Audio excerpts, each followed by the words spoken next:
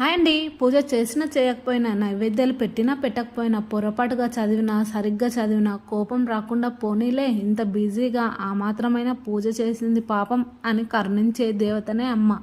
మన అమ్మవారు మాత్రమే. అమ్మ అందున ఆవిడ కూడా స్త్రీ కాబట్టి స్త్రీలు అంటే కాస్త కరుణ ఎక్కువే. అయినా ఇది నన్ను వదలదు. ఒక స్తోత్రమో లేకుంటే నోటికొచ్చిన ఒక శ్లోకమో పాటనో ఏదో పాడి తల్లి కాపాడు తల్లి కాపాడా అంటూ ఆ తల్లి కరుణించి మనల్ని రక్షిస్తుంది. ఇకపోతే ఫ్రైడే పూజ అయితే నాది ఇలా కంప్లీట్ అయిపోయింది. అందరికీ గుడికి వెళ్ళడానికి వీలు ఉంటుందో ఉండదో, వీలు లేని వాళ్ళు ఇంట్లోనే కూర్చొని ఈ మంత్రాన్ని జపించుకోండి. ఎందుకంటే ఈరోజు నాగుల చవితి కదా, మీకు కూడా ఆ పుణ్యం ఖచ్చితంగా వస్తుంది. మీకు వీలైనప్పుడు ఉదయమో సాయంత్రమో అయితే పారాయణం చేసుకోండి. నేను మంత్రం వచ్చేసి స్క్రీన్ మీద అయితే పెడతాను.